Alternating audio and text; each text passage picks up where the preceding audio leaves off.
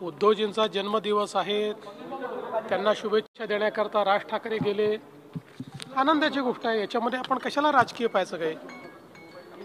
शुभेच्छा त्याला देण्याकरता ते गेल्यात, आमच्या शुभेच्छा आहेत उद्धवजींना, सगळ्यांच्या शुभेच्छा। त्याला काय जन्मदिवसाच्या शुभेच्छा दिला जाणं याच्यामध्ये राजकारण पाहणं योग्य नाही आहे। सुरुवातीपासून महाराष्ट्रातल्या मनातलं घडेल असं बोललं जात होतं, अनेक लोक तर्क लावत आहेत। बघा, महाराष्ट्राच्या मनात काय आहे हे तुम्हाला विधानसभेच्या निवडणुकीत दिसलं, आणि महाराष्ट्राच्या मनात काय आहे हे तुम्हाला ज्या स्थानिक स्वराज्य संस्थाच्या निवडणुका आहेत त्यातही दिसेल।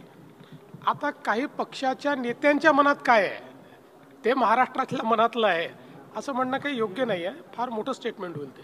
मिसाळ यांनी ज्या पद्धतीनं आरोप केला, आरोप नाही केला, पत्र लिहिलं, राज्यमंत्री ज्या पद्धतीने म्हणतात, कॅबिनेट मंत्री राज्यमंत्र्यांमधला वाद उघडपणे बाहेर आलेला आहे, राज्यमंत्र्यांना अधिकार बहाल करण्यासंदर्भातही प्रश्न उपस्थित झाला आहे। पहिली गोष्ट तर मला असं वाटतं की अशा प्रकारे पत्र लिहून वाद तयार कोणी करू नये, मंत्र्यांनी आपापसात बोलावं, आणि मंत्र्यांना काही अडचणी असतील तर त्यांनी त्या मला येऊन सांगाव्यात, मग त्याच्यातल्या अडचणी आपल्याला दूर करता येतील।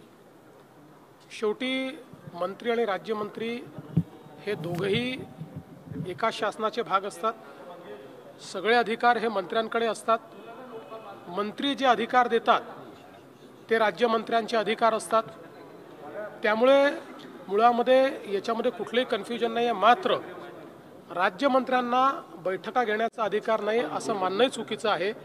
राज्यमंत्र्यांना बैठका घेण्याचा पूर्ण अधिकार आहे, पण अशा प्रकारच्या बैठकांमध्ये जर काही धोरणात्मक निर्णय असतील तर ते धोरणात्मक निर्णय हे मंत्र्यांशी बोलल्याशिवाय घेता येत नाही, किंवा ते घेतले तर त्याला मंत्र्यांची मान्यता घ्यावी लागते।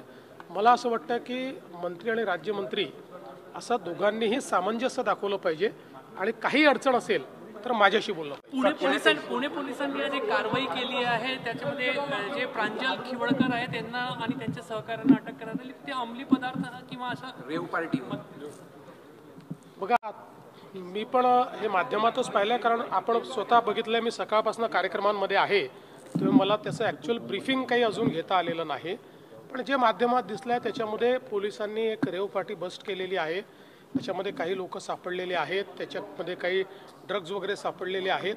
आता मी पूर्ण याचं ब्रीफिंग ज्यावेळेस घेईल त्यावर याच्यावर बोलू शकेल, पण प्राथमिकदृष्ट्या अशा प्रकारचा गुन्हा घडलेला त्या ठिकाणी दिसतोय। महामेट्रोवर तुम्ही आला आहात, महामेट्रो संदर्भात काय निर्णय झाला? न्यू मेट्रो असेल किंवा आणखी काही न्यू मेट्रो जे आहेत, न्यू जनरेशन मेट्रो संदर्भात काय? 10 वर्षाचा ट्रॅफिक आणि 10 कोटी प्रवासी पण झाले। मला या गोष्टीचा आनंद आहे की तुम्ही शेवटी महत्त्वाचा प्रश्न मला विचारला, जो खरा जनहिताचा प्रश्न आहे तो शेवटी का होईना या ठिकाणी तुम्ही विचारला, त्याबद्दल तुमचे आभारही मानतो आणि तुमचं अभिनंदनही करतो। आज माननीय केंद्रीय मंत्री गडकरी साहेब, इथले पालकमंत्री बावनकुळेजी, सर्व सन्माननीय आमदार खासदार यांच्या उपस्थितीमध्ये नागपूर जिल्ह्याचा जो कॉम्प्रिहेन्सिव्ह मोबिलिटी प्लॅन आहे तो आमच्यासमोर प्रेझेंट करण्यात आला।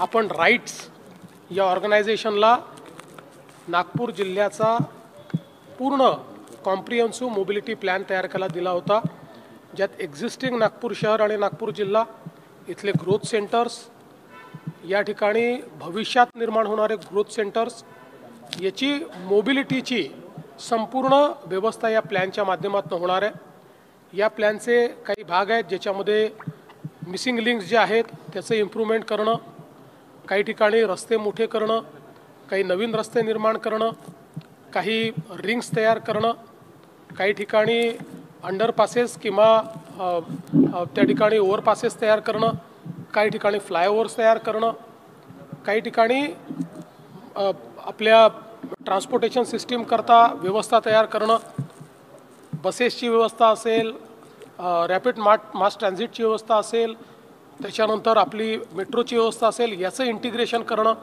ट्रॅफिक सिग्नल्सचं इंटिग्रेशन करणं, ट्रॅफिक सायनेजेसची निर्माण करणं, फुटपाथचं निर्माण करणं, फुटपाथवर सायकल लेन्स निर्माण करणं, या सगळ्या गोष्टींच्या संदर्भात अतिशय कॉम्प्रिहेन्सिव्ह स्टडी करून पुढच्या 30 वर्षातलं जे नागपूर असणार आहे त्या नागपूरमध्ये कशा प्रकारे ग्रोथ होते आहे, त्याच्याकरता लोकांच्या मोबिलिटी करता काय काय आवश्यक असणार आहे असा खूप कॉम्प्रिहेन्सिव्ह प्लॅन या ठिकाणी तयार झालेला आहे।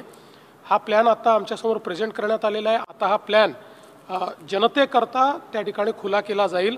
त्यांचे सजेशन्स घेतले जातील. लोकप्रतिनिधींनाही सांगितलं आहे की त्यांनीही आपले सजेशन्स काय असतील तर ते लेखी द्यावे. त्यानंतर हा प्लॅन मंजूर करण्यात येईल आणि मंजूर करताना मग याचं एक फायनान्शियल मॉडेल आम्ही तयार करू की ज्याच्यामध्ये 3 फेजेसमध्ये, हा काही 5 वर्षात इम्प्लिमेंट होण्याचा प्लॅन नाही आहे, हा 3 फेजेसमध्ये प्लॅन इम्प्लिमेंट होईल. त्यातला फर्स्ट फेज हा 5 वर्षामध्ये आपल्याला इम्प्लिमेंट करायचा आहे. त्या दृष्टीने त्याचं एक फायनान्शियल मॉडेल आम्ही तयार करू आणि मग नागपूर आणि जे नागपूर मेट्रोपॉलिटन रिजन आहे किंवा जिल्ह्याचा जो भाग आहे या सगळ्याचा एकात्मिक विकास या मोबिलिटी प्लॅनच्या माध्यमातून केला जाईल. मेट्रो एकेकाळी म्हटलं जात होतं नागपुरात गरजेची नाही, मात्र 10 कोटी प्रवाशांचा टप्पा मेट्रोने 6.5 वर्षात पार केला. मला अतिशय आनंद आहे की नागपूरकरांनी केवळ मेट्रो स्वीकारलीच नाही तर चांगल्या प्रकारे मेट्रोचा वापर सुरू केलेला आहे. आणि आता जे मेट्रोचे नवीन कॉरिडॉर आपण करतोय या कॉरिडॉरमुळे मेट्रोची रायडरशिप दुप्पट होणार आहे. कारण हे असे कॉरिडॉर आहेत की जे आपले ग्रोथ सेंटर्स आहेत, ज्याला आपण एक प्रकारे नागपूरचा सबर्बन एरिया म्हणू शकतो, तो जोडला गेल्याबरोबर इथली रायडरशिप मोठी होणार आहे. आज हाही विचार झाला की रायडरशिप अजून वाढवण्याकरता आपल्या बस सिस्टीमचं आणि मेट्रोचं एक सिम्युलेशन करून किंवा एक त्याच्यामध्ये इंटिग्रेशन करून आणि त्यातनं बस सिस्टीमला मेट्रोचं फीडर म्हणून जर वापरलं आणि काही रूट्स जे महत्त्वाचे आहेत याच्यावर मेट्रो आणि बस सिस्टीमचं अशा प्रकारचं इंटिग्रेशन केलं की दर 5 ते 10 मिनिटाला लोकांना ट्रान्सपोर्ट उपलब्ध असेल तर रायडरशिप मेनीफोल्ड वाढू शकते, मोठ्या प्रमाणात वाढू शकते. त्याही संदर्भात आज चर्चा झालेली है. कक्षा 3 से लेकर 12वीं तक मिशन सिंदूर को लेकर एक मॉडल तैयार किया जा रहा है, क्या कैसे देखते हैं इसको आप? जिसमें देखिए बहुत अच्छी बात है. मिशन सिंदूर ये केवल एक मिशन नहीं है. देश को आत्मनिर्भर बनाने वाला, देश को स्वाभिमानी बनाने वाला और देश की रक्षा को पुख्ता बनाने वाला ये मिशन रहा है. इसके कई लर्निंग्स भी है. इससे भारत की कैपेबिलिटी भी दुनिया को दिखी है. इसलिए इसको अगर हम लोग और आगे ले जाए अलग अलग प्रकार से तो बहुत अच्छा है. राज पुरोहित ने जिस